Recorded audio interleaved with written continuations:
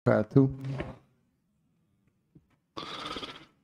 Alhamdulillah alladzi bi ni'matihi tatimmu shalihat. Wassalatu wassalamu ala Rasulillah wa ala alihi wa sahbihi wa ba'd. Para jemaah sekalian, kita melanjutkan bahasan kita dari kitab Al-Fawaid. Masih dalam bahasan ma'rifatullah, yaitu mengenal Allah. Bagaimana kita mengenal Allah subhanahu wa ta'ala. Imam Ibn Qayyim rahimahullahu ta'ala mengatakan, mengenal Allah itu dapat dilakukan dengan 3 cara. Apa? Mengenal Allah melalui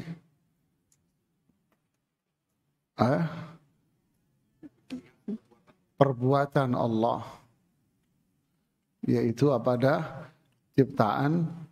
ciptaannya. Ketika kita melihat buah dari perbuatan Allah, atau bahasa lain ciptaan Allah, maka kita akan kenal bahwa Allah memang berbuat di alam semesta ini. Maka kita akan masuk pada yang kedua, kata Ibnu Qayyim, ma'rifatus sifat, yaitu mengenal sifat-sifat Allah. Jadi mengenal sifat-sifat Allah subhanahu wa ta'ala. Allah berbuat demikian, berarti Allah punya sifat yang demikian. Yang ketiga, ma'rifatul zat, yaitu mengenal Allah, berarti kita mengenal zatnya. Berarti memang Allah itu ada. Ini kesimpulannya. Kemudian Ibnu Qayyim mengatakan, apabila seorang hamba telah mengetahui keindahan perbuatan-perbuatan Allah, jadi melihat buah dari perbuatan Allah, yaitu apa yang ada di alam semesta ini. Melihat buah dari perbuatan Allah. Berarti seseorang akan melihat bahwa Allah itu indah, mulia. Allah menciptakan manusia sempurna. Berarti Allah zat yang lebih sempurna lagi. Allah menciptakan manusia dengan penuh keindahan. Berarti Allah pun lebih dari itu. Allah menciptakan perbuatan manusia. Allah menentukan apa yang ada di alam semesta ini dengan keindahan. Berarti Allah maha indah. Semuanya indah. Artinya tidak ada yang buruk dari apa yang diciptakan oleh Allah. Buruk itu kalau terjadi pada siapa? Pada makhluknya. Kita yang melihatnya. Tapi sebetulnya pada ciptaan Allah tidak ada yang buruk. Semuanya indah, jemaah. Allah ciptakan si fulan, mohon maaf, cacat. Di mata Allah itu apa? Indah. Allah ciptakan si fulan sakit. Di mata Allah itu apa? Indah. Dengan mengandung hikmahnya. Walaupun di mata kita nggak enak, jemaah. Begitulah seterusnya. Apa yang Allah ciptakan itu semuanya indah. Karena Allah memiliki nama-nama yang sempurna keindahannya. Allah memiliki sifat-sifat yang sempurna kemuliaannya. Berarti zat Allah adalah zat yang agung. Ini adalah iman, jemaah. Kalau seseorang memiliki iman ini, maka hidupnya pun akan dipenuhi dengan apa? keindahan. Kalau iman dengan ini berarti hidupnya indah, berarti hidupnya penuh dengan kebaikan, berarti hidupnya penuh dengan kemuliaan. Rasulullah SAW bersabda, ajaban li amril mu'min, inna amrahu kullahu khair. Mengagumkan apa yang ada pada diri orang beriman. Kenapa? Semua urusan dia itu baik. Semua urusan dia baik. Ditimpa musibah baik. Karena dia akan sabar. Mendapat nikmat baik. Karena dia bersyukur. Jadi semuanya baik. Wala yakunu dzalika illa lil mu'min. Dan ini tidak akan terjadi kecuali pada orang yang beriman, jemaah. Para ulama salaf dulu mengatakan, dikutip oleh Imam Ibnu Rajab di kitab Jami'ul Ulum wal Hikam. Para ulama salaf dulu sangat menyukai kondisi dirinya ketika musibah. Jadi di saat ditimpa musibah, mereka sangat mencintai dan sangat suka kondisi itu. Kenapa? Karena kemuliaan Allah itu akan lebih besar. Inilah iman, jemaah. Karena musibah itu pahalanya lebih besar. Dosanya bisa diampuni. Derajatnya ditingkatkan. Jadi mereka lebih senang ditimpa musibah. Jadi malah senang jemaah. Jadi hidupnya kalau beriman dengan prinsip ini, maka orang beriman hidupnya dipenuhi dengan apa? Indah, baik, bahagia. Inilah kemuliaan, inilah akidah. Jadi akidah ini mendatangkan kebahagiaan, kemuliaan, dan kebaikan pada semuanya. Kembali beliau mengatakan, apabila seorang hamba telah mengetahui keindahan perbuatan-perbuatan Allah, maka pengetahuan itu akan menunjukkan kepadanya tentang keindahan sifat-sifat Allah. Jadi apa yang Allah tentukan, apa yang Allah perbuat, apa yang Allah ciptakan, semuanya indah. Kenapa? Karena sifat Allah indah. Dan pengetahuannya tentang keindahan sifat-sifat tersebut akan memberinya petunjuk kepada keindahan zat Allah. Berarti zat Allah itu indah. Apa buahnya, hasilnya dari akidah yang seperti ini? Lihat ini buahnya ini. Atas dasar itu, nah ketika seseorang memiliki akidah yang seperti ini, maka hasilnya apa? Lihat, jelaslah sudah bahwa segala pujian hanya milik Allah. Ini buahnya. Karena Allah itu indah, berarti sifatnya indah, baik, berarti apa yang diciptakan oleh Allah berarti semuanya indah, maka lahirnya apa? Dialah zat yang patut dipuji.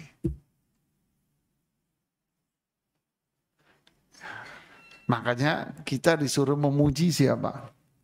Allah, jemaah.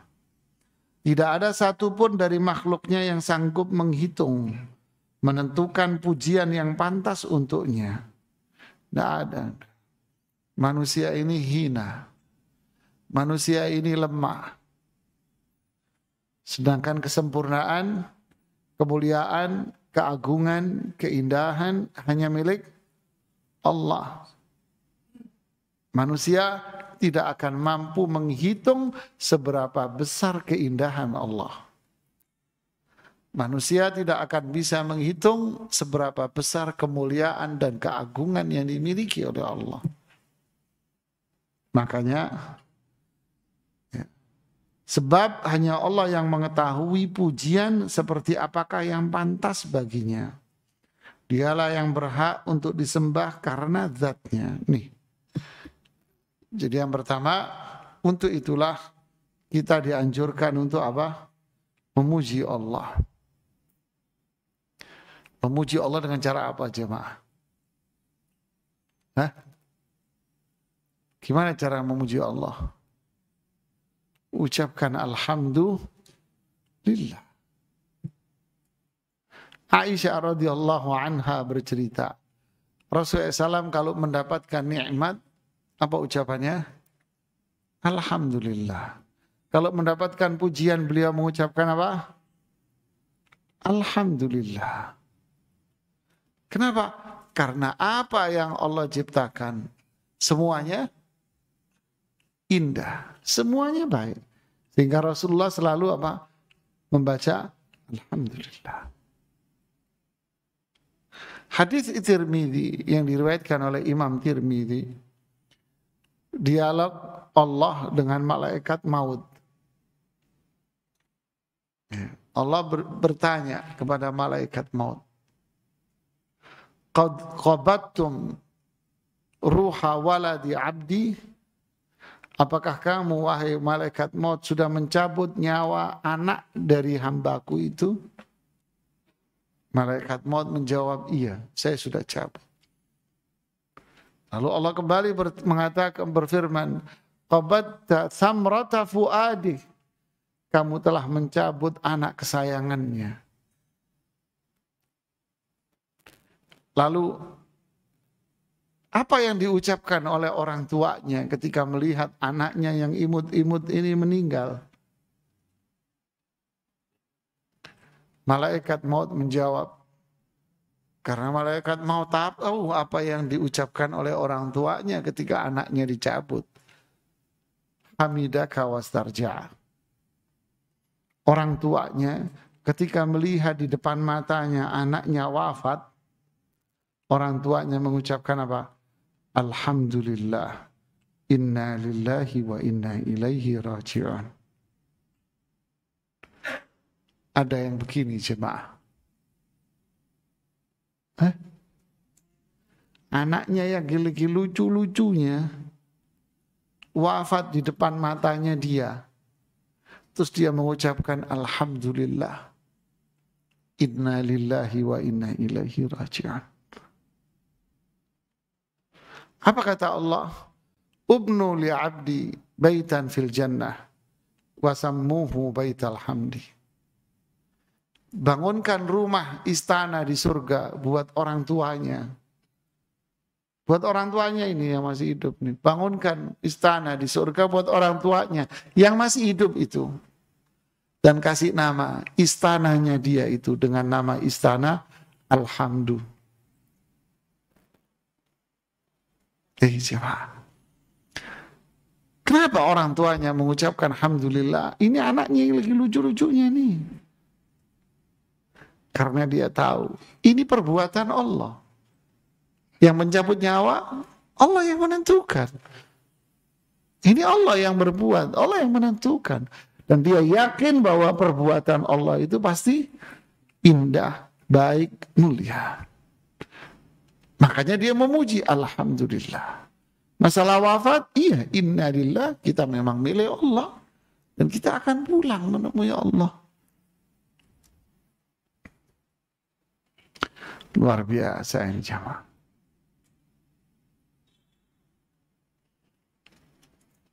Ibu, saya melihat suami Anda kawin lagi kemarin, Bu. Alhamdulillah. Umpamanya, biar nggak tegang.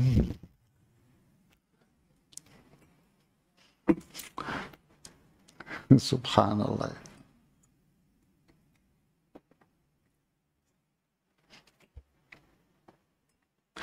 Ummu Aiman, seorang sahabiyah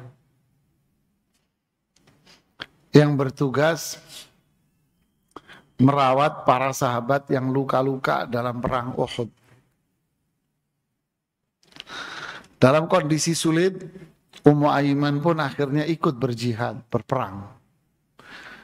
Mengambil pedang dan membela Rasulullah SAW dari serangan pasukan musuh. Anaknya, lupa saya namanya, diajak ikut berperang dan berjihad. Lalu anaknya terkena tusukan pedang.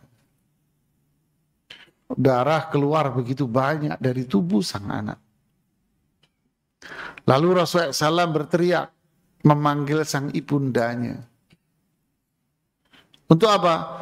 Menolong sang anak ini. Ummu Aiman pun berkata, kalau bukan Rasulullah yang memanggilku, saya akan biarkan anakku itu. Jemaah. Kenapa? Beliau lebih memilih membela Rasulullah SAW. Anakku terluka, sudah, ini ketentuan Allah. Ini perang, pasti terluka. Kalau bukan Rasulullah SAW yang memanggil, saya akan terus menjaga beliau. Alhamdulillah. Seorang perempuan sahabiyah diberitahu anaknya satu wafat. Beliau memuji Allah. Tak lama diberitahu anaknya yang kedua wafat. Dia memuji Allah sambil menangis bahagia. Yang ketiga diberitahu anaknya yang ketiga wafat. Beliau menangis bahagia dan memuji Allah. Demikianlah para sahabat jemaah. Apapun yang Allah tentukan terhadap dirinya, kalimat yang keluar dari mulutnya apa? Alhamdulillah. Alhamdulillah. Pulang kerja, lapar, capek, segala macam, sampai rumah.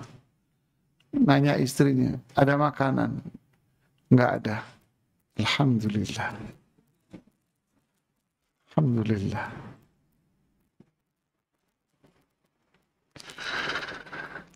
Ini perbuatan ini mudah kayaknya jamaah ya. Hah? Mudah Pak, Bu. Ini iman tinggi nih. Ini kenal sama Allah nih. Ini kenal sama Allah. Dicaci maki orang, udah dimaki-maki orang, dia jawab apa? Alhamdulillah. Subhanallah. Kenapa? Ya ini perbuatan Allah. Allah takdirkan aku hari ini untuk diapain? Dimaki orang. Alhamdulillah. Wah, angel kayaknya. Berarti iman kita ini yang masalah. Subhanallah. Buah yang kedua dari penjelasan ini, dialah yang berhak untuk disembah karena zatnya dicintai. Karena zatnya dicintai. Karena zatnya dan disyukuri karena zatnya. Dia dicintai karena zatnya dan disyukuri karena zatnya.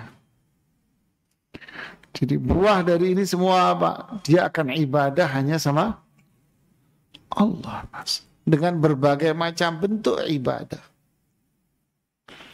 Dia sujud, dia berdoa, dia meminta, berlindung dari keburukan, berserah diri, dia cinta, berharap, takut, semuanya kepada zat yang sempurna kebaikan dan keindahannya.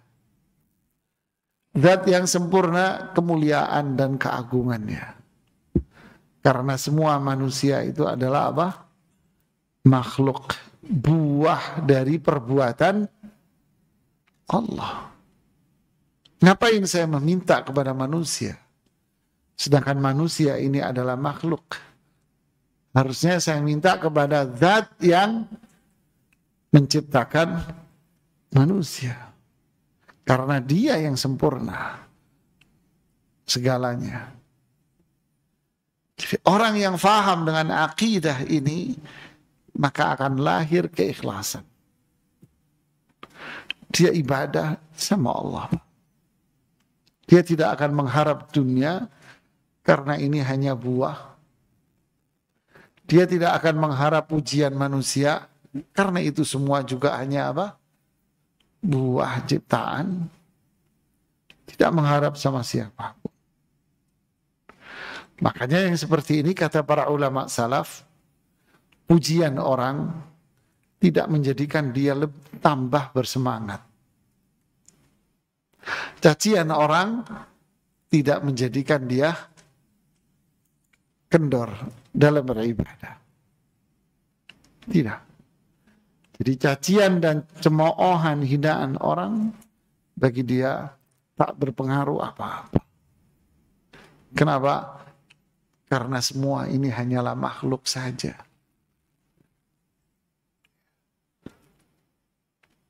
Tanaman, buah-buahan juga tidak akan berpengaruh dengan banyaknya orang yang memuji dia manis. Dan buah yang asam juga nggak berpengaruh karena dicaci maki orang banyak kalau dia asam. Enggak.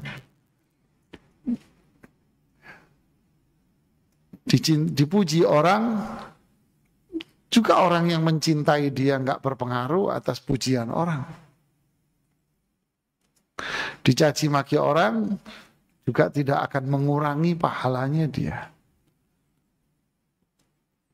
Karena semua adalah makhluk yang lemah. Yang dia takuti hanya cacian, celaan Allah pada dirinya. Makanya dia hanya berharap pada zat yang mulia, agung, sempurna kebaikannya.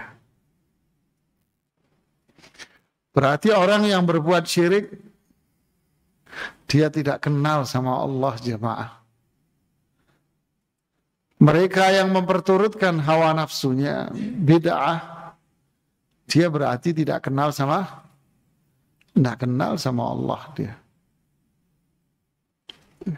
Subhanallah. Dia pun mencintai, memuji dan menyanjung dirinya. Kecintaannya terhadap dirinya, pujian dan sanjungannya hanya kepada dirinya, serta pengesaannya hanya untuk dirinya. Semua itu merupakan hakikat pujian, sanjungan, cinta dan tauhid yang sesungguhnya. Di sini ada pujian, ada ikhlas, ada ketauhidan. Inilah orang yang bertauhid nantinya. Inilah orang yang ikhlas. Dan inilah orang yang memuji, berzikir kepada Allah dalam setiap saat. Aisyah mengatakan radhiyallahu anha, kana Rasulullah SAW yadhkurullaha ala kulli ahwali. Bahwa Rasulullah SAW itu berzikir kepada Allah dalam setiap kondisinya. Alladzina yadhkuruna Allaha qiyaman wa qu'udan wa ala junubihim. Mereka orang-orang yang beriman adalah orang-orang yang senantiasa mengingat Allah dalam setiap kondisinya. Diri, duduk, tidur, artinya setiap kondisi dia akan senantiasa memuji Allah. Inilah buah akidah yang kuat. Lahir tauhid, ikhlas, zikir, ibadah hanya kepada Allah. Hanya Allah yang mengetahui pujian yang pantas bagi dirinya. Tentunya melebihi pujian makhluk kepadanya. Jadi Allah pun memuji dirinya. Allah mencintai sifat-sifat dan perbuatannya sebagaimana dia mencintai zatnya sendiri. Semua perbuatannya adalah baik. Perhatikan ini kalimat indahnya. Ini catat nih jemaah. Semua perbuatannya, yaitu perbuatan Allah, adalah baik dan dicintai. Catat kalimat ini. Semua perbuatan Allah baik dan dicintai. Itu tadi. Berarti kalau Allah menjadikan si fulan sakit, Artinya sakit itu perbuatan siapa? Allah. Berarti apa? Baik. Berarti Allah mencintai itu pada kamu. Kalau dia sadar akan hal ini, tahu ini, maka akan lahir apa? Sabar. Kalau dia sabar, fajazahum bima sabaru jannatan wa harira. Fajazahum bima sabaru, maka ada huruf fa di sini, maka litakib yang datang setelah sesuatu. Setelah sesuatu maka datanglah ini. Maka Allah akan membalas dia dengan surga. Loh, apa sebabnya? Bima sabaru ay bisa babi sabrihim. Karena mereka sabar. Di surat apa? Al-Insan. Subhanallah ya. Inilah jemaah. Coba lihat, semua perbuatannya adalah baik dan dicintai. Jadi orang yang sabar, orang yang sabat itu apa? Tegar, teguh di atas apa yang sudah Allah tentukan. Konsisten dia, sabit, teguh, sabar dia. Tanpa mengeluh, tanpa pantang menyerah atas semua yang Allah tentukan pada dirinya, berarti hidupnya semua jadi apa? Jadi baik. Ibnu Qayyim mengatakan di kitabnya yang lain, kalau nggak salah di Uddatus Sabirin, beliau bilang, dan di kitabnya Al-Wabilus Sayyib juga mengatakan kesabaran akan merubah sesuatu yang dia nilai buruk, akan merubah musibah, akan merubah bencana menjadi sebuah apa? Kenikmatan. Jemaah, ganti kenikmatan. Kenapa? Allah indah dan Allah cinta sama dia. Dia sabar. Tapi kalau dia tidak sabar, tidak memiliki akidah keimanan yang seperti ini, maka tidak akan lahir kesabaran. Tidak akan lahir keteguhan. Apa yang terjadi? Musibah itu akan berubah menjadi apa? Azab sama dia. Hidupnya akan bertambah menderita dia, jemaah. Tak ada kebahagiaan pada dirinya.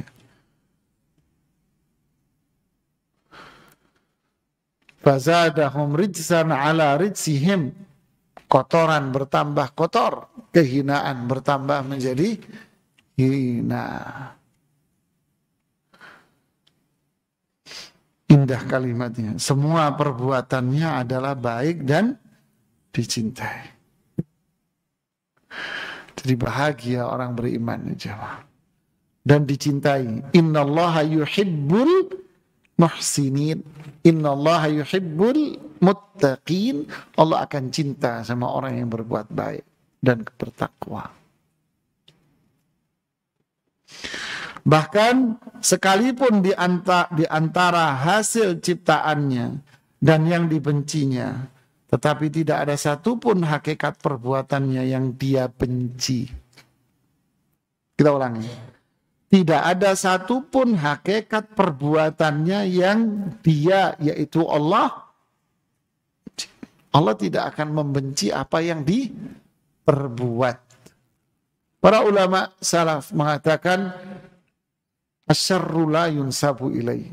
Keburukan itu tidak boleh kita sandarkan kepada Allah. Karena semua yang diperbuat Allah itu baik, dicintai. Tidak ada yang buruk. Buruk kita yang memandang. Seperti yang kita contohkan berkali-kali, seperti orang minum jamu, ya, ke dokter, disuntik, ini. Itu menurut kita buruk. Tapi menurut yang jual jamu, seger mas, baik padahal jamaah. Dokter, nggak apa-apa. Itu disuntik nih. Ya kan? Suntiknya segede bambu. Terus nggak apa-apa, biasa. Kalau boleh gue gampar lu dok. Jadi inilah jemaah. Kemudian beliau mengatakan, jadi indah ini. Ingat ya, semua perbuatan Allah baik dan dicintai. Tidak ada satupun hakikat perbuatannya yang dia benci. Ingat ini. Di alam ini, pada hakikatnya tidak ada satupun yang boleh dicintai dan dipuji karena zatnya. Selain Allah. Tidak boleh kita memuji sesama makhluk. Tidak boleh jemaah. Idza ra'aitumul maddahin faghmuru ala wajhi turab. Kalau kalian melihat orang-orang yang suka memuji, ambil pasir lempar pasir ke mukanya dia. Maksudnya apa? Menghindarlah dari orang-orang yang seperti ini. Jangan memuji manusia. Lantas yang diperintahkan apa? Yang diperintahkan adalah berterima kasih kepada manusia atas kebaikannya. Lantas apa yang diperintahkan kepada sesama manusia? Menghormati, menghargai, tua maupun muda. Kalau memuji, menyanjung, hanya milik surat Al-Fatihah apa? Alhamdulillah. Pujian itu milik Allah. Kenapa? Rabbil alamin, itu sebabnya. Karena Allah yang berkuasa di alam. Kenapa? Ar-Rahman. Nih, makanya harokatnya sama. Alhamdulillahi Rabbi Ar-Rahmani Ar-Rahimi Maliki. Ini semua sebab. Kenapa pujian itu hanya milik Allah? Karena Allah itu Rabbi, penguasa, pencipta, yang ngatur, yang berbuat semua ini. Rahmani, karena dia yang punya kasih sayang. Dengan kasih sayanglah semua ini terjadi. Rahimi, Allah punya kasih sayang yang bersifat khusus, yang hanya diberikan kepada orang yang beriman. Maliki, dia raja, penguasa di akhirat nanti. Hanya Allah yang dipuji. Terus kenapa? Iyyaka na'budu. Ya terusnya itu. Makanya mas, makanya ibadah hanya sama Allah. Makanya kalau bertawakal, berserah diri, meminta, berlindung sama Allah. Hanya doanya sama Allah, ihdinas siratal. Ya Allah, kasih saya hidayah, minta sama Allah. Jadi pujian itu hanya milik, jangan memuji, menyanjung manusia. Karena manusia itu lemah, dhaif, hina. Subhanallah. Kemudian kecintaan terhadap semua selain Allah dapat dibenarkan jika dibangun atas kecintaan kepada, lihat ini prinsip iman. Kita boleh mencintai si fulan, tapi kecintaan kita kepada si fulan karena kecintaan kita kepada Allah. Jadi para ulama membagi kecintaan itu ada dua. Mahabbah jibiliyah, ada mahabbah ta'zim, ibadah. Cinta karena memang watak manusia, yaitu cinta yang berupa kasih sayang. Seperti orang tua dengan anak, suami dengan istri, istri dengan suaminya. Ini semua kecintaan apa? Kasih sayang. Ini fitrah manusia ini. Yang kedua, kecintaan yang berupa tunduk patuh dengan penuh pengagungan. Kecintaan yang berupa apa? Tunduk patuh dengan penuh pengagungan. Berarti cinta ini apa? Ibadah.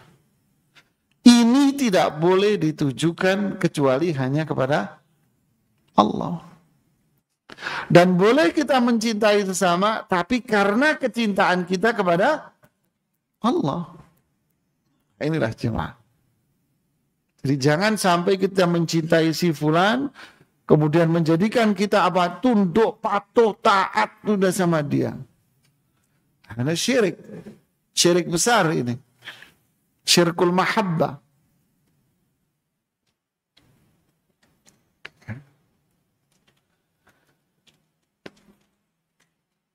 La yuhibbu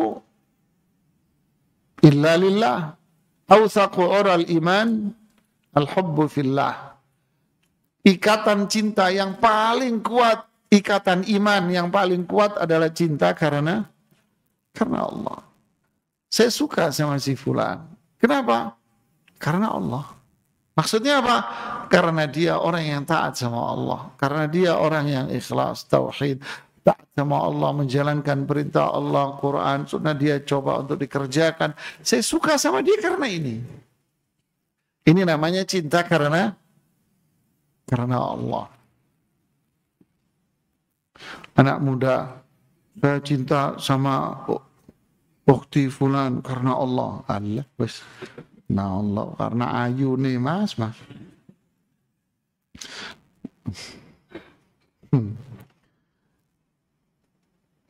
Jadi inilah iman.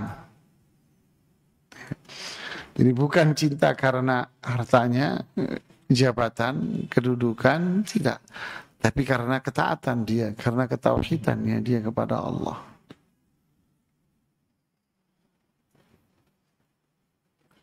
Makanya kalau mau menikah, disuruh milih yang mana? Milih fadfar bidzatiddin, pilih yang agamanya.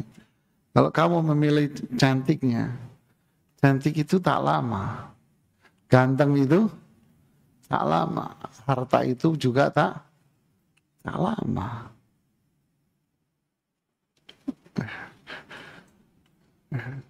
Karena usia rumput itu juga nggak lama. Anda menanam sekarang, besok ada yang baru numbuh. Sehingga akan terlihat lumput tetangga akan senantiasa terlihat hijau.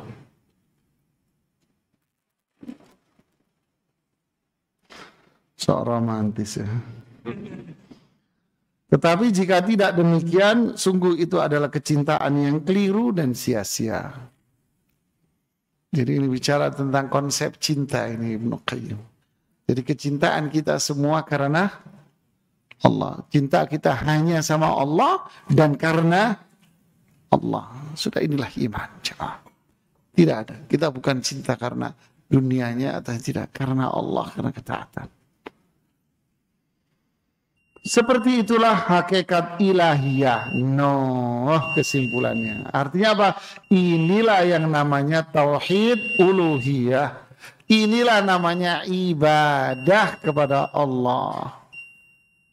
Berarti seseorang tidak akan sampai pada tauhid uluhiyah, ibadah hanya kepada Allah, kalau dia tidak kenal sama Allah. Orang yang kenal sama Allah, semakin kenal, maka akan lahirlah ketauhidan yang sangat kuat pada jiwanya. Cintanya dia hanya sama Allah, karena Allah. Pujian dia hanya ditujukan kepada Allah. Harapan dia hanya ditujukan kepada Allah. Takutnya dia hanya ditujukan kepada Allah. Sehingga dia berserah diri semua hanya kepada Allah. Inilah kemuliaan. Yang hak adalah ilah yang dicintai dan dipuji karena zatnya. Tuh, karena zatnya, karena kenal dia sama Allah. Renungkan bila kebaikannya, anugerah nikmatnya, sifat santunnya, sayangnya, pemberian maafnya, pengampunannya, belas kasihnya, rahmatnya, semua itu disertakan bersama zatnya, maka tentu dia semakin berhak untuk mendapatkan cinta dan pujian. Indah jemaah.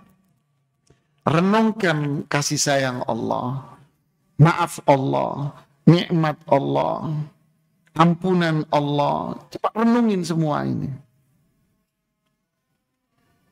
Renungkan semua itu. Semua itu sifat Allah, nempel pada zatnya. Maka lahir apa? Tauhid. Dia akan cinta sama Allah saja. Dia akan memuji sama Allah. Lahirlah komponen-komponen tauhid yang tadi itu. Kita dengarkan azan dulu.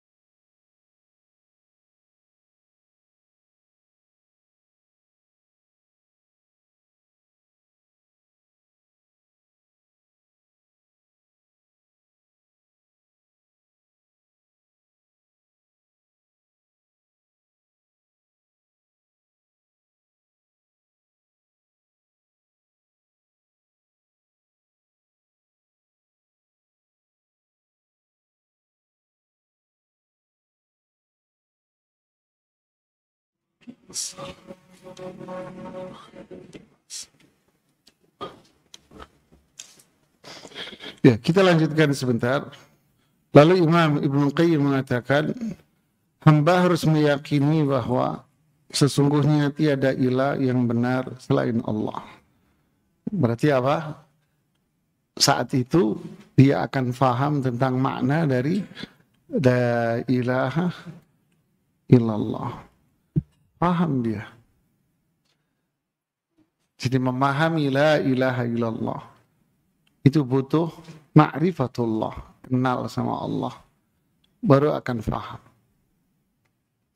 Dan itu ia mampu mencintai dan memujinya. Lihat, saat itu dia akan mampu mencintai Allah, memuji Allah karena zatnya yang sempurna. Ia pun harus meyakini bahwa sebenarnya tidak ada yang dapat berbuat baik. Lihat ini. Meyakini bahwa sebenarnya tidak ada yang dapat berbuat baik dengan memberi apa? Segala macam nikmat lahir maupun batin kecuali Allah. Manusia enggak, jemaah. Hanya Allah yang bisa memberikan kebaikan lahir batin. Manusia cuman semu. Dan yang berasal dari manusia itu sebetulnya sumbernya dari mana? Dari Allah. Lewat tangannya dia. Makanya ibadah hanya sama Allah. La ilaha illallah. Sehingga hamba itu akan mencintai Allah karena kebaikan dan anugerah nikmatnya. Ya. Subhanallah ya. Lalu memujinya atas nikmat yang dilimpahkan kepadanya. Memuji, ya, tahu kemuliaan Allah, cinta, lalu memuji, lalu ia dapat mencintainya karena dua hal tersebut. Ya, karena dua hal tersebut, karena yang mana? Karena tidak ada kebaikan kecuali datang dari Allah. Karena dialah yang patut dipuji. Sehingga dia cinta sama Allah subhanahu wa ta'ala. Tidak adanya sesuatu yang serupa dengan Allah. Tidak ada yang serupa sama Allah. Walam yakun lahu kufuwan ahad. Walam yakun lahu samia. Tidak ada yang sama Allah. Nggak ada sekutu bagi Allah, nggak ada syirik. Karenanya tidak ada kecintaan seperti rasa cintanya, nggak ada. Tidak ada yang seperti kecintaan Allah, nggak ada. Cinta yang disertai ketundukan dan kepatuhan merupakan hakikat ibadah, tuh kan. Jadi cinta yang didasarkan atas apa? Kepatuhan, ketundukan, pengagungan. Itu adalah ibadah. Itu adalah ibadah. Ya. Jadi syirik ketika si fulan cinta kepada selain Allah. Dengan cinta apa? Pengagungan, ketundukan, kepatuhan. Dicinta kepada selain Allah. Syirik dia. Makanya dia akhirnya apa? Minta-minta sama dia, cari berkah sama dia, udah. Berarti dia meyakini bahwa orang yang dia minta-mintai ini memiliki kemuliaan, keindahan, keagungan seperti, makanya syirik itu nggak diampuni ini gara-garanya. Ini kurang ajar banget orang yang syirik itu. Subhanallah ya. Yang merupakan tujuan diciptakannya makhluk. Ini ibadah tujuan Allah menciptakan makhluk. Ubudiyah adalah puncak kecintaan yang disertai puncak perendahan diri.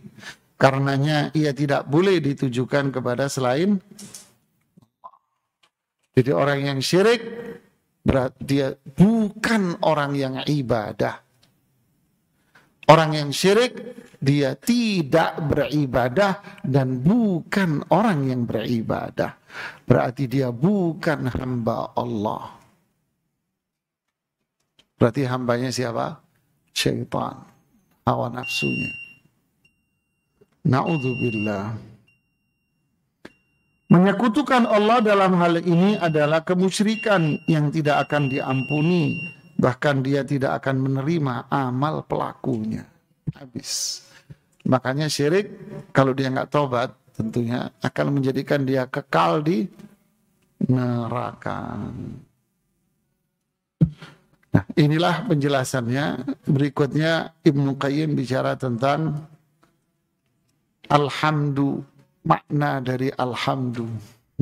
Dikupas pujian. Silakan kalau ada yang mau bertanya.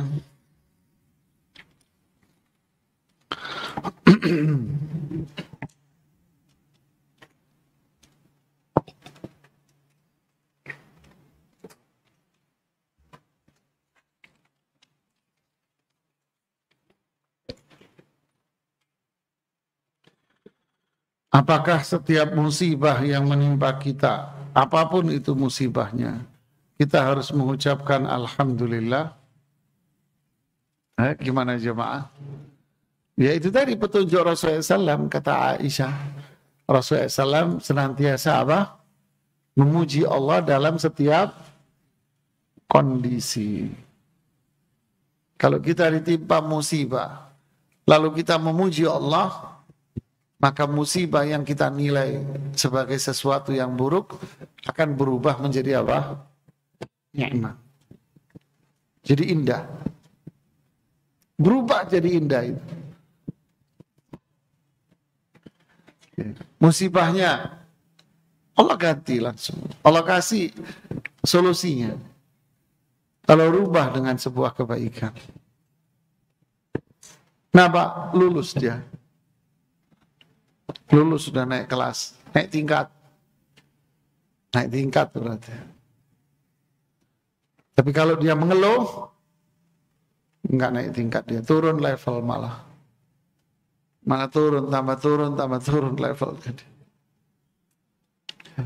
Wallahu a'lam. Ada lagi? Silakan Ibu. Sebentar Ibu, pakai mic-nya biar kedengaran.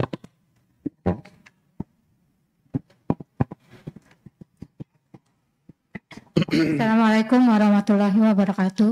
Waalaikumsalam warahmatullahi wabarakatuh. Ustadz, dalam kehidupan sehari-hari ini kadang-kadang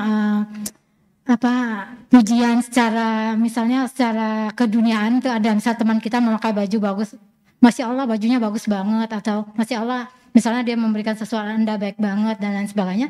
Nah itu bagaimana menyikapi pujian-pujian seperti itu? Apakah semua pujian itu nggak boleh atau seperti apa Ustadz? Ya, pujian itu boleh ketika kita memuji pasangan. Suami memuji istrinya, istrinya memuji suaminya, ada boleh. Dan itu yang dibolehkan. Tapi kepada orang lain bukan pujian, tetapi doa. Alhamdulillah. Doain dia. Melihat orang lain ada kebaikan, ya berdoalah kepada Allah. Subhanallah. Pujilah Allah. Ya. Untuk apa? Memotong jalur syaitan. Si A dipuji sama si B. Yang terjadi apa? Sombong. Dan juga yang lahir apa? Hasad. Kalau lahir hasad bahaya pada dia. Berdampak buruk pada yang dipuji karena hasad. Makanya kita disuruh zikir dengan baca surat Al-Ikhlas, Al-Falaq, An-Nas. Dari apa? Min syarri hasidin idza hasad. Ini buruk itu pujiannya, berdampak sama orang yang dipuji. Karena itu panah syaitan yang berbahaya pada objeknya. Makanya kita kalau melihat sesuatu yang baik, dianjurkan oleh Rasulullah SAW untuk memuji Allah. Alhamdulillah, subhanallah, tabarakallah. Ya. Tabarakallah, semoga Allah memberikan keberkahan. Barakallahu lak, semoga Allah memberikan keberkahan buat kamu. Pujilah, yaitu memuji Allah, doakan dia. Ada lagi?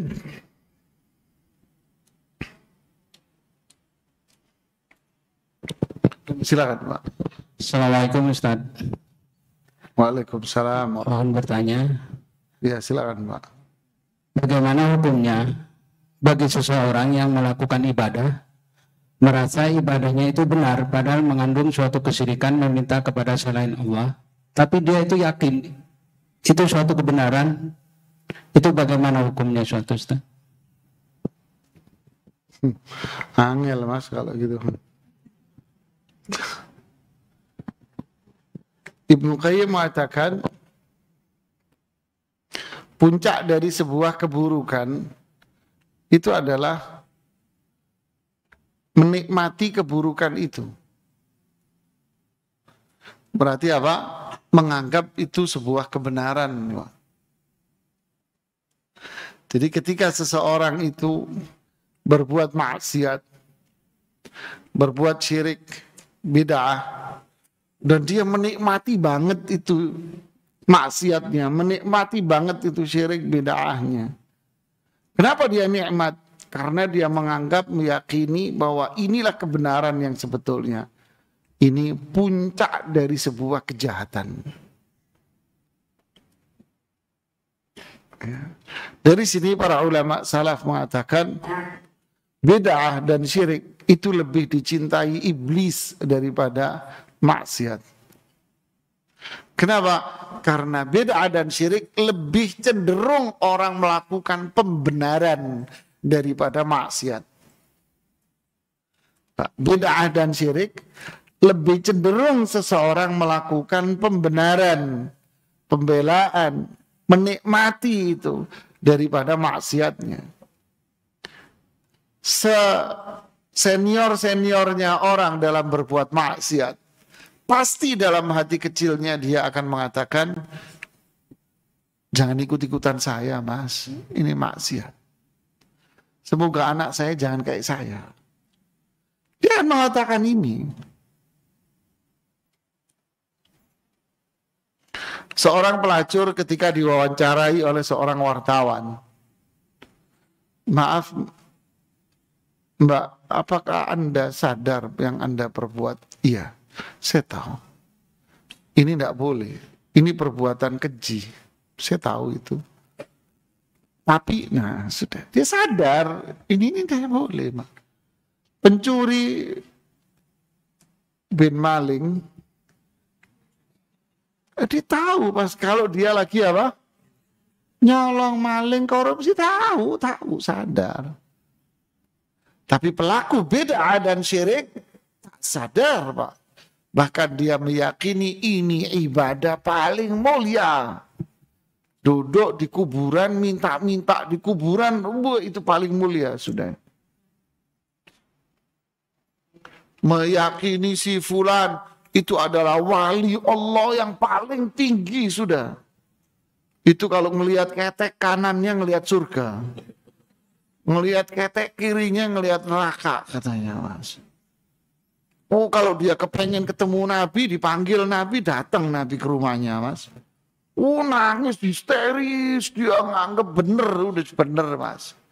Coba Anda datang, Mas, itu cerita Kopingho, Mas. Oh, ngamuk, ditonjokin kamu, Mas.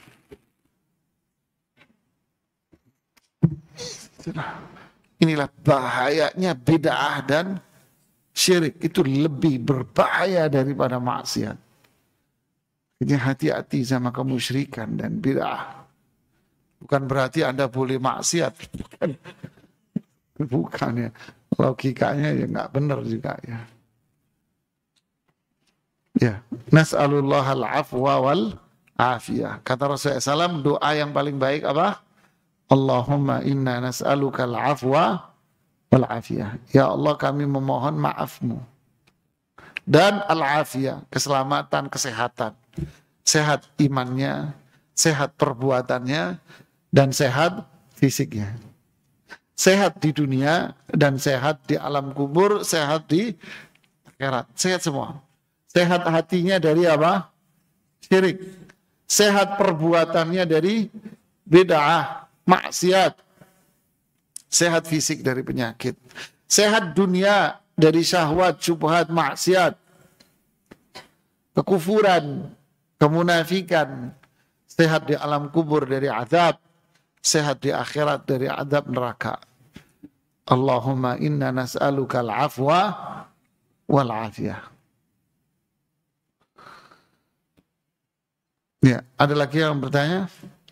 Silakan Mas. Assalamualaikum warahmatullahi wabarakatuh. Saya hanya ingin melanjutkan pertanyaan Bapak tadi dan atas jawaban yang dijawab oleh Pak Ustadz. Saya kebetulan orang Kalimantan, Pak, orang Banjarmasin. Jadi kalau ada tema pembicaraan ini pasti saya selalu ingat dengan ya saudara-saudara saya atau teman-teman yang ada di Kalimantan. Itu persis apa yang dikatakan oleh Pak Ustadz. Itu gimana ya? Ya mengkultuskan Ustadz lah atau guru atau apa gitu lah. Itu gimana ya Ustadz? Yeah. Cara untuk, karena keseharian kita juga sering ketemu dengan saudara apa, itu luar biasa betul. Seperti yang Ustadz bilang tadi, udah rasa paling benar. Udah, ya, yang lain itu salah. Ya, cuman ya itu apa saya berdosa gitu ya. Ya nggak bisa ngomong tapi di depan mata seperti itu. Jadi gimana ya Ustadz ya? Ya katakanlah tips-tipsnya gitu Ustadz.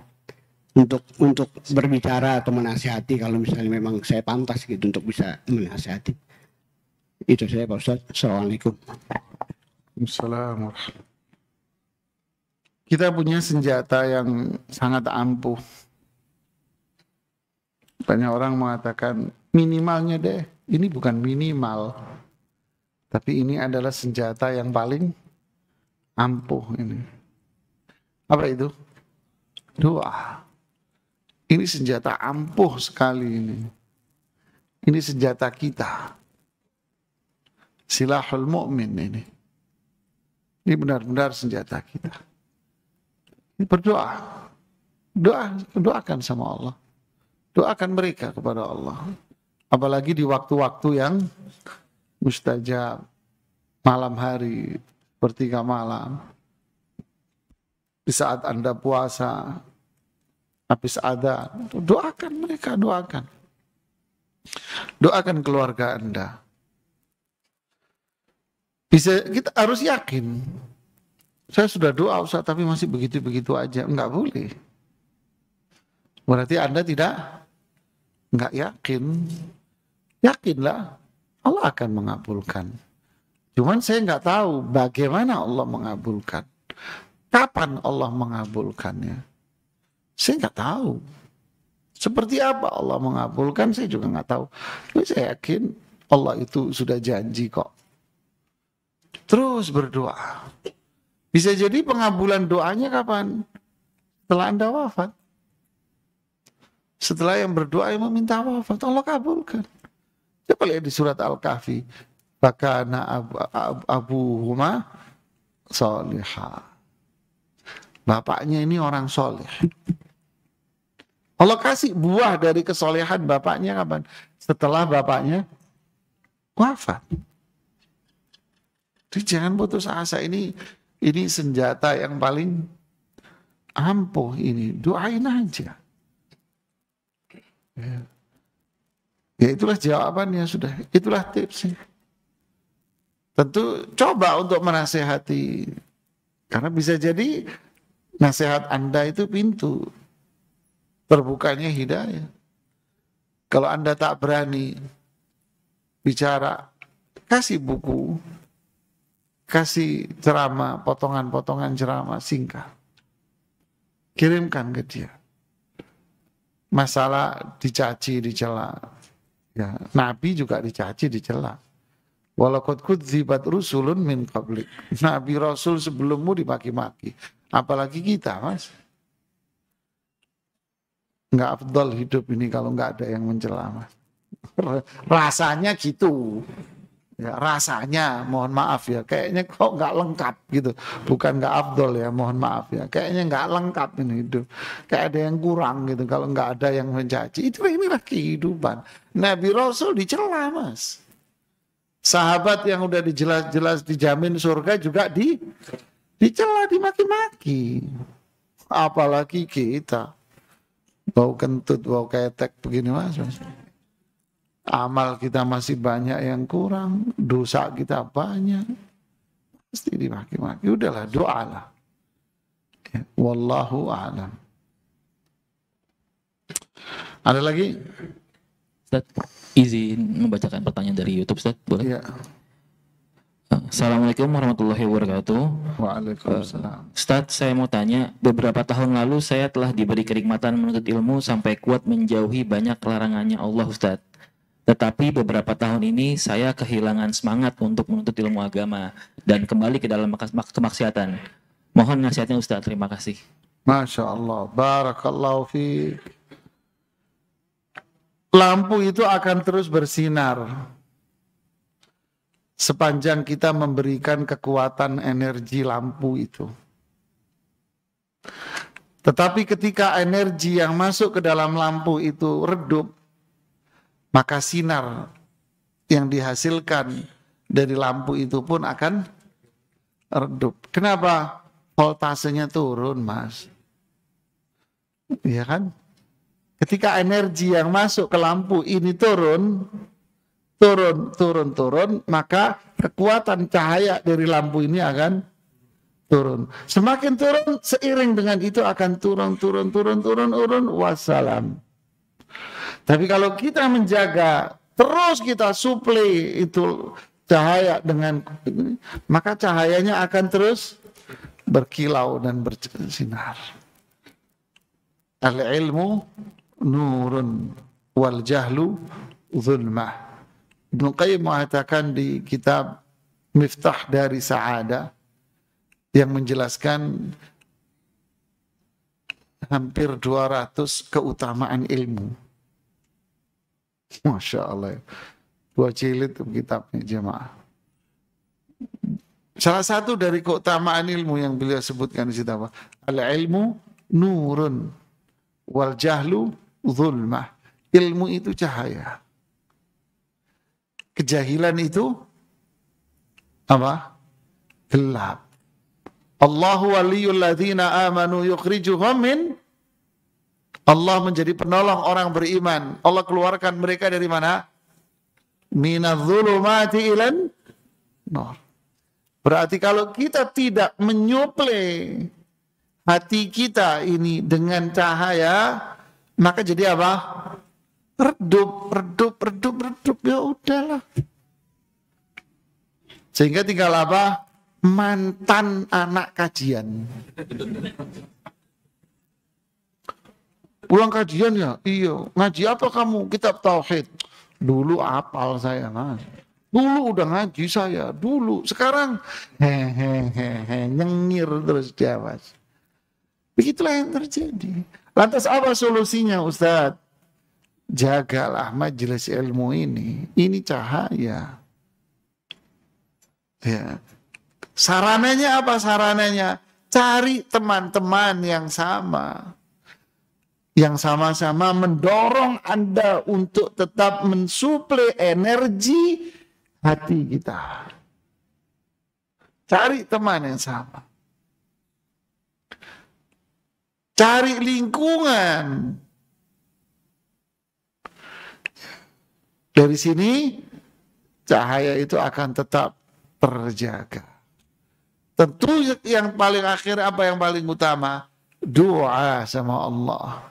Ya musabbital qulub, tsabbit qalbi ala dinik. Wahai zat yang bolak-balikkan hati, teguhkan hatiku di atas Islam yang hak.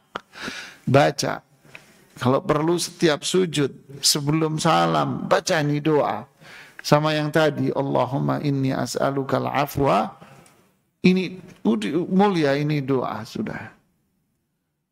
Inilah yang menjadikan hati ini semakin terang. Memang kita rasakan sudah. Mulai malas belajar. Akan berdampak pada malas apa? Ibadahnya mulai malas kita jawab. Kalau sudah mulai malas ibadah, subhanallah. Yang datang teman yang mana? Ayo. Ya enggak? Teman yang ono mulai muncul. Yang kemarin enggak ada nih. Yang ono mulai muncul dikit-dikit. Yang sono mulai muncul. Mulai semangat lagi kita ibadah. Teman yang ini hilang lagi itu. Tuh hilang. Ada merasakan itu. Subhanallah. Wallahu a'lam. Ada lagi? Satu lagi boleh dari itu. Oh boleh, masih ada. Assalamualaikum warahmatullahi wabarakatuh. Semoga Allah subhanahu wa ta'ala merahmati Ibnu Qayyim, dan semoga Ustadz dan keluarga juga kaum muslimin dimanapun berada senantiasa dalam lindungan Allah subhanahu wa ta'ala. Amin. Amin. Allahumma. Ustadz izin bertanya di luar tema. Saya memiliki tato simbol-simbol agama non-muslim di badan saya, Ustadz. Sekarang saya sudah bertobat. Apakah saya harus menghapus tato saya? Karena ada sebagian pendapat tidak harus menghapus tato jika menyakiti diri sendiri. Barakallahu fikum wa jazakumullahu khairan. Masya Allah. Apa jawabannya? Fattaqullaha mastata'tum. Bertakwalah kalian kepada Allah semampunya. Anda mampu menghilangkan tato itu tanpa ada kesulitan dan tanpa ada beban, silakan. Sebab yang saya dengar, menghilangkan tato itu juga hitungan per titik biayanya. Wallahu a'lam. Ya. Tapi ada ikhwan-ikhwan yang sudah meninggalkan lingkungan dan dunia syaitan, kembali ke majelis ilmu dan bertato, bikin komunitas menghilangkan tato gratis gitu ya. Kalau Anda mampu intinya menghilangkan dengan penuh kemudahan, tanpa kesulitan, tanpa jadi beban buat diri Anda, lakukan. Tapi jika tidak, Anda tidak mampu, biayanya mahal dan berdampak buruk pada diri Anda. Umpama la yukallifullahu nafsan illa la yanzurullahu ila suwarikum wala ila ajsadikum. Allah sudah enggak ngelihat fisikmu lagi. Allah ngelihat apa? Hatimu yang bertaubat kepada Allah, Mas. Islam ini indah, Mas. Islam ini indah. Ini jawaban. Ada jawaban lain. Dulu ketika Anda bertato tak malu. Kenapa sekarang Anda bertaubat malu? Kenapa, Mas? Ya, harusnya dulu yang kita malu. Harusnya sekarang kita tak malu. Saya pernah bimbing umrah satu jamaah dari Jambi kalau nggak salah, seingat saya. Mulai dia pakai kain ihram. Kain ihram itu diselimutin kayak orang ronda begitu, ronda malam gitu. Itu kain ihram itu diselimutin kayak ronda malam gitu. Di bus itu. Saya perhatikan. Pertama saya nggak ngeh gitu ya. Lama-kelamaan tak perhatiin, kok aneh pakai. Saya samperin, Mas sakit. Saya polos, saya nggak ngerti, nggak paham. Saya pikir dia kedinginan di bus, terus diselimutin. Mas sakit, kedinginan. Hati-hati, kepalanya jangan ditutup. Enggak Ustadz, alhamdulillah sehat. Sehat. Oh ya sudah. Saya nggak mau nanya lagi. Tapi penasaran kenapa? Udah ketika sendirian berdua, Mas ada sesuatu pada dirimu ya. Baru dia ngomong karena sepi. Iya Ustadz, badan saya ini full dengan tato, Ustaz. Saya malu, Ustaz. Saya jawab dengan jawaban yang tadi. Mas, dulu kamu pakai tato ini malu nggak? Kaget dia. Enggak, Ustaz. Terus kenapa kamu sekarang malu? Harusnya dulu yang malu. Kalau sekarang nggak usah malu, Mas. Kenapa? Karena orang-orang yang di sini sudah tidak akan melihat tatumu lagi, Mas. Itu langsung dirubah. Kelihatan tatu badan. Itu jamaah yang serombongan dia senyum semuanya. Masya Allah, Alhamdulillah. Apa enggak? Tambah semangat dia. Benar Ustaz, saya tambah pede Ustaz. Begitulah jamaah. Ya. Jadi jangan malu ya akhi fillah. Kalau memang kita tak mampu untuk menghilangkan itu.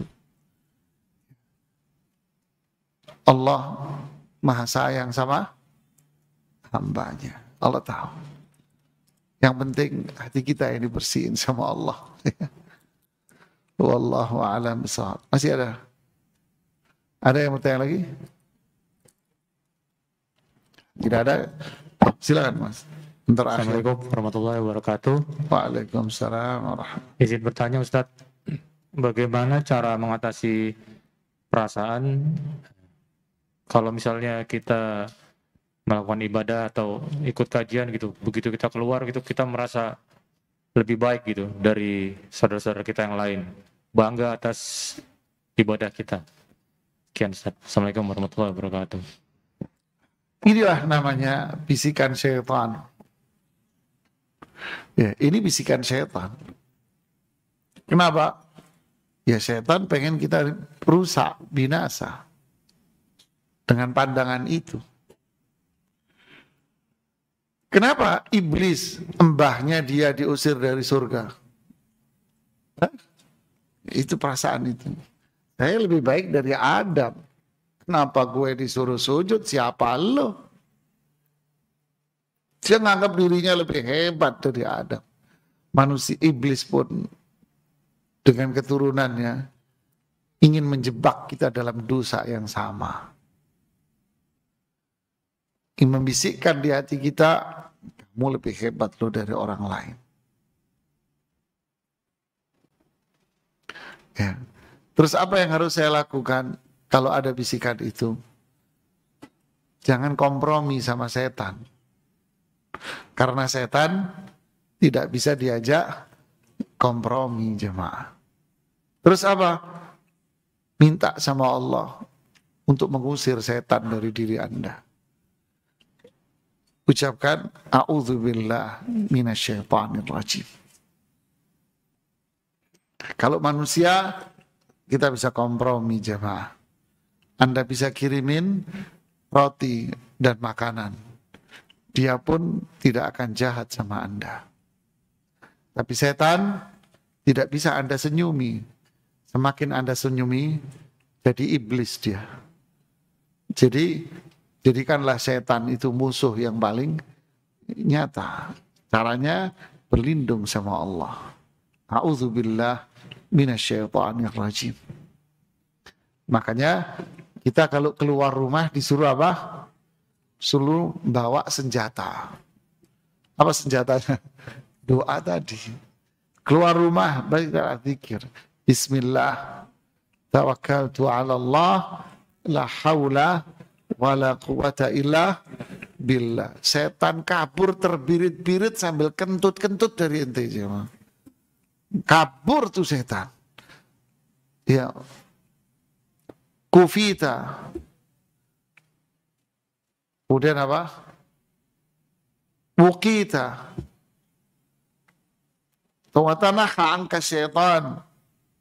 Ya, Allah akan cukupi kebutuhanmu. Allah kasih rezeki kamu. Allah jauhkan kamu dari keburukan dan setan Allah jadikan jauh kabur dari kamu. Ya, keluar rumah baca Bismillah tawakkaltu 'ala Allah. La haula wala quwata illa. Setan enggak berani. Begitu juga masuk rumah, buka pintu rumah, bacalah Bismillah. Dan ucapkan salam, karena salam itu adalah senjata untuk mengusir setan dari rumah kita. Salam, keselamatan. Buat yang tinggal, buat rumahnya juga. Rahmat Allah menyelimuti rumah dan penghuninya. Jadi kalau ada orang, saya di rumah malah suntuk, malah dengerin dangdut melulu. Ya suntuk jemaah. Nyanyi dangdutan ya suntuk ente. Ditambah lagi ngundang setan. Nongkrong sama setan. Ya, terus musik disetel. Lagi bete nih. Ya iya bete, setan se-RW lu undang.